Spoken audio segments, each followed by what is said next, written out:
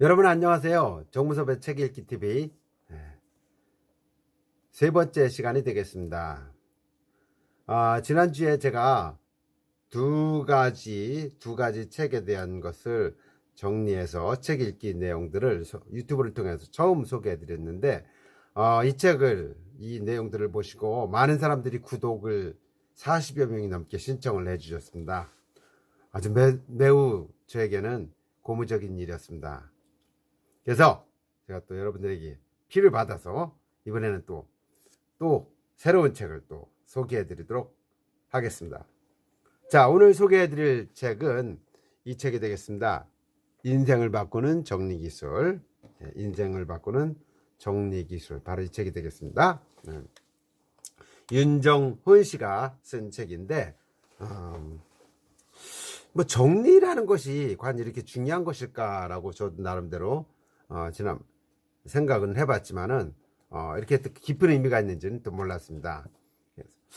먼저 이 저자를 한번 소개를 해보면, 이 저자는 30대 중반에 맨스로 창업을 해서 2년 만에 체인 사업을 전개할 만큼 회사를 급 성장시켰었는데, 본인이 또 자만하다가 새로운 사업에 또 연거푸 실패하면서 우울증에 빠지고 급기야는 또 심장마비로 목숨을 잃을 뻔한 그런 경지까지 갑니다.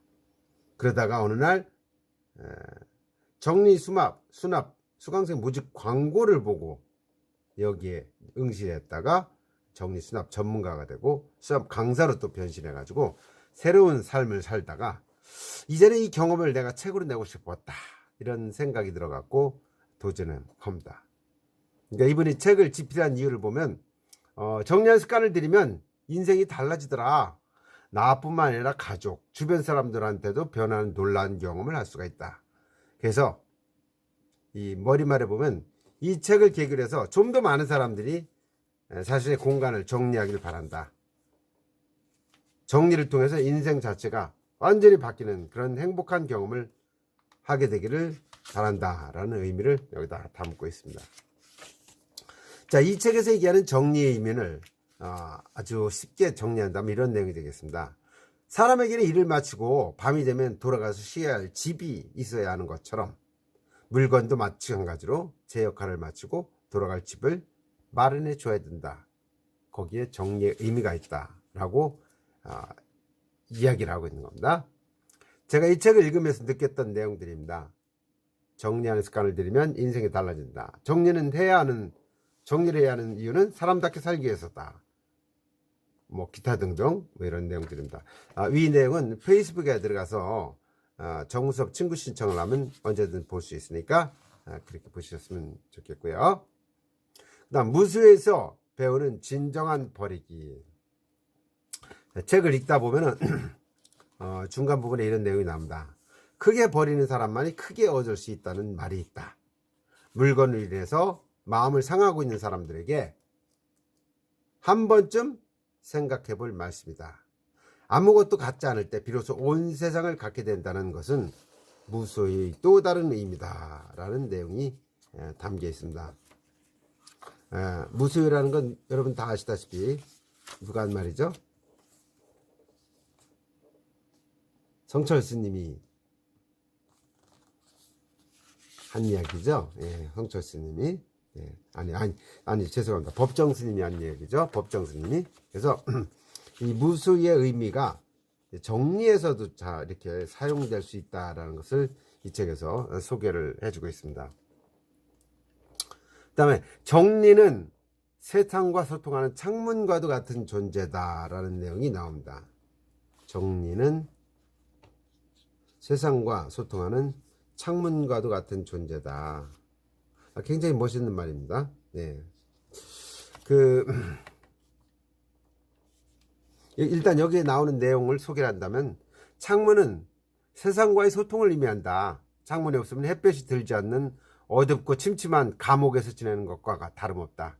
그런 의미에서 정리라는 것은 세상과 소통하게 해주는 창문과 같은 존재이다 라고 이야기를 하고 있습니다. 여러분 혹시 카지노 도박장에 가서 도박을 해보신 적 있습니까? 카지노를? 이 도박장에 가면 없는 것이 세 가지가 있다고 그래요. 그게 뭐냐? 첫 번째는 시계가 없다고 합니다. 예, 도박하는 사람들이 시계를 보지 못하게 하려고 그러는 거죠. 두 번째는 거울이 없다고 합니다. 이 거울이라는 건 나 자신을 돌아보게 하거든요. 그래서 이 순간 보는 순간 나를 돌아본 그런 의미가 있습니다. 또 한 가지가 바로 창문이 없다는 거죠. 예. 창문이라는 건 뭡니까? 자연의 바깥 세상을 돌아보면서 또 나를 돌아볼 수 있는 그런 것이 되겠죠. 그래서 이 시계, 거울, 창문은 인간에 있어서 굉장히 의미가 있는 그런 것들인데 세 가지가 다 없다는 거죠. 그런데 정리는 마치 세상과 소통하는 그런 창문과도 같은 존재라고 했으니까 정리가 그만큼 우리가 우리 자신을 돌아볼 수 있는 그런 기회가 된다는 의미도 되는 것 같습니다. 이 책을 읽다 보면 정리에 대한 명언들이 막 쏟아져 나옵니다. 아마 본인이 만든 말 같은데 이 책을 정리하다 보니까 좀 만든 말 같습니다. 근데 저한테는 이게 굉장히 와닿더라고요. 이런 말이 있었습니다. 과거에 묻혀 있다 보면 현실에 소홀할 수 있고 또 미래를 준비하는 마음도 갖기 어렵다.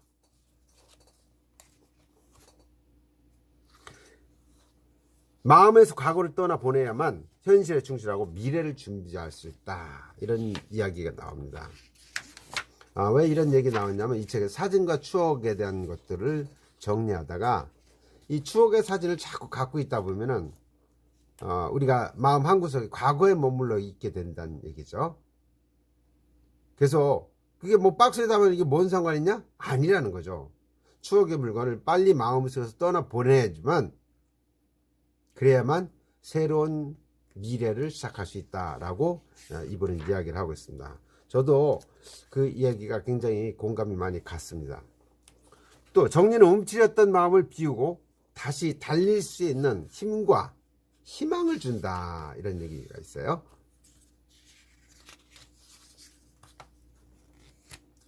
마음이 정리되면 물건도 정리가 안 되죠. 마음을 정리하는 것은 근데 결국 쉽지 않습니다. 그렇지만 물건 정리를 하다 보면 마음을 정리할 수 있다. 그래서 이 정리가 움츠렸던 마음을 비우고 다시 달릴 수 있는 힘과 희망을 준다는 거죠. 또 정리라는 것은 단순히 물건을 정리하는 게 아니다. 물건에 통제당하느냐, 물건을 통제하느냐의 그런 문제가, 그런 의미가 있다는 얘기죠.